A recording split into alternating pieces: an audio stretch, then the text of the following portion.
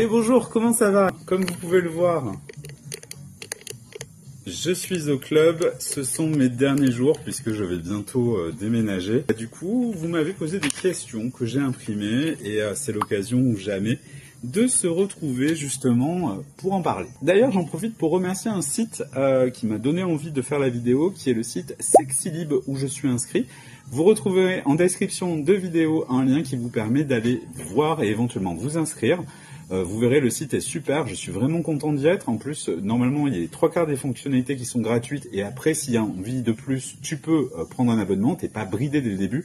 Franchement, j'adore ce site, je vous engage, si vous êtes libertin, homme, femme, couple, etc., à aller voir, c'est vraiment très très intéressant. Bon, comme vous le savez, je suis sur la fin d'Avignon, puisque normalement, si tout va bien, je devrais déménager sous peu et changer de région.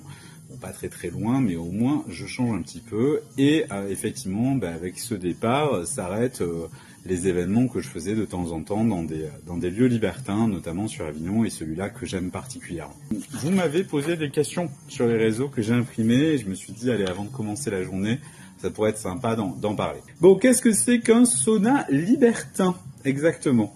Alors, en gros, un sauna libertin, c'est un sauna traditionnel, c'est-à-dire que c'est un établissement de soins comme un spa traditionnel, sauf que t'es plus dans une ambiance, on va dire, love room ou love house, c'est-à-dire un endroit un peu coquin, plus raffiné généralement, plus intimiste, et avec des équipements où tu peux t'isoler ou pas, avec des gens, et te faire plaisir. Donc en gros, voilà, c'est comme une sorte de grosse love room, mais en version balnéo. C'est plus agréable, je trouve, qu'un club, dans le sens où, quand tu rentres, tu peux profiter des équipements, alors que quand tu vas dans un club, si t'es pas fêtard, si tu bois pas d'alcool, si t'es pas branché musique, si t'aimes pas le monde, enfin bref, c'est pas fait pour toi. Un sauna, c'est un peu plus à la cool, et souvent d'ailleurs aussi, ce sont des lieux qui sont ouverts l'après-midi. Voilà la différence. Deuxième question, c'était qui peut fréquenter un sauna libertin?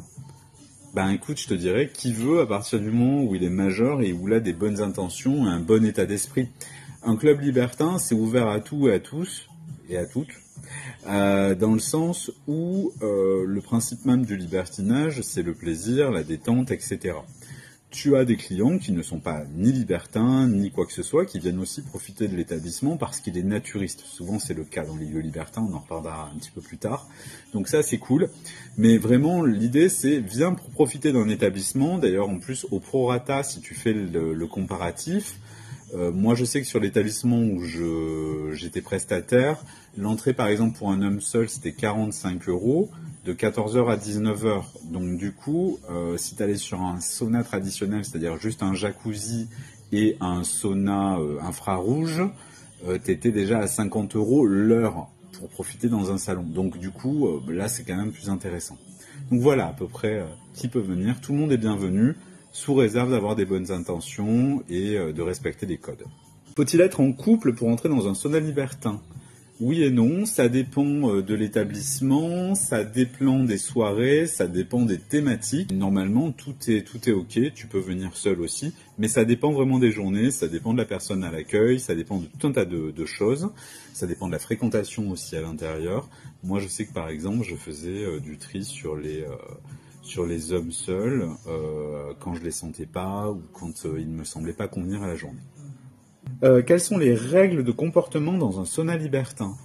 Les règles du bon sens et du respect de l'autre. En gros, si tu veux, un sauna libertin ou même quoi que ce soit, c'est un endroit où tu es censé être en sécurité et pouvoir exposer aux autres et vivre ta sexualité pleinement sans avoir à te justifier. C'est valable dans les deux sens, pour les hommes, pour les femmes, pour les couples, n'importe qui, tout le monde est libre. Il y a juste un petit point qu'il faut impérativement préciser, c'est pas parce que c'est libre que tu as le droit de tout et que tout le monde est là pour la même chose. Donc en gros, c'est pour ça que souvent, malheureusement, mais c'est pas que les hommes, mais c'est souvent les hommes malheureusement qui ont ce comportement-là, tout le monde n'est pas à votre disposition, et inversement aussi, pour les couples ou les femmes seules, tous les hommes ne sont pas à votre disposition. Il y a des gens qui peuvent être homo, hétéro, bi, etc., et qui sont pas forcément intéressés par vous, ou tout simplement des gens qui ne sont pas intéressés par vous. Voilà, donc ça c'est le premier point. Moi, comme je dis, venez faire un sauna, sur les journées où c'est moi en l'occurrence, venez faire un sauna, détendez-vous, appréciez le moment, Faites des rencontres éventuellement, mais rien d'obligatoire.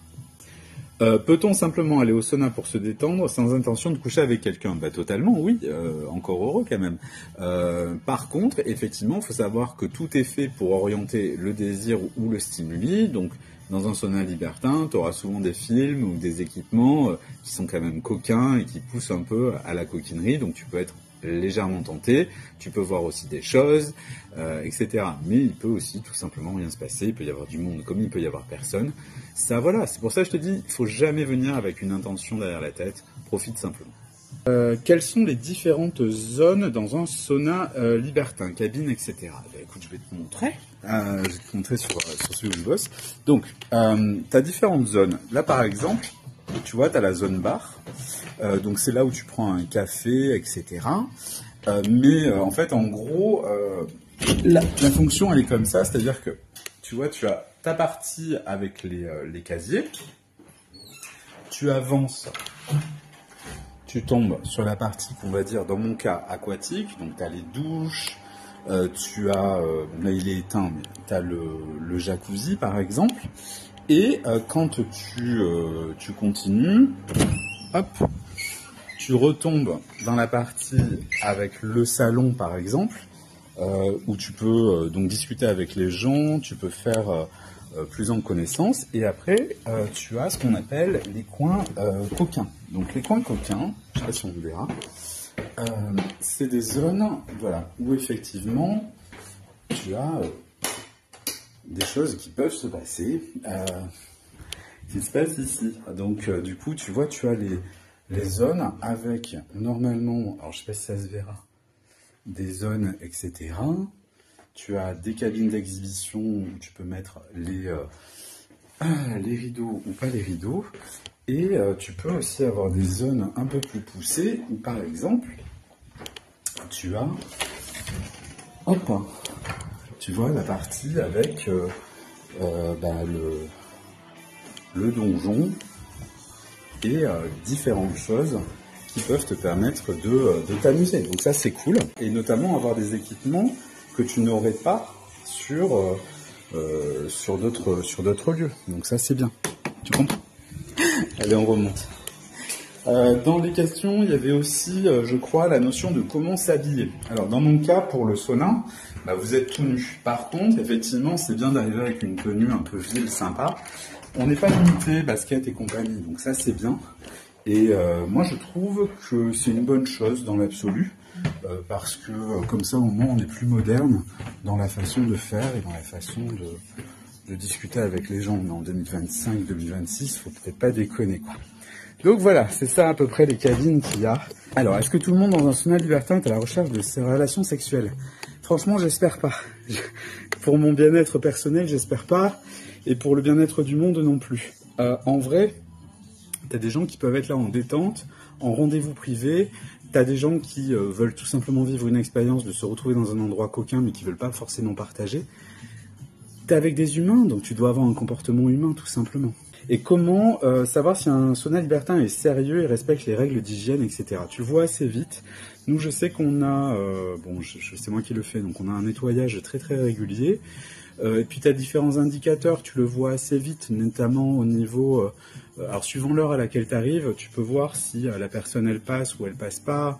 Tu peux regarder si quand tu arrives à l'ouverture, si déjà il y a des trucs par terre, c'est qu'il y a un problème. Mais bon, après, ça veut rien dire, mais généralement tu le vois assez vite. Voilà, je vous embrasse, je vous dis à très bientôt, quoi qu'il en soit. J'espère que ça vous a plu, ce petit moment. Moi, il est temps que j'aille ouvrir. Et puis, je vous dis à bientôt pour de nouvelles aventures. Ciao!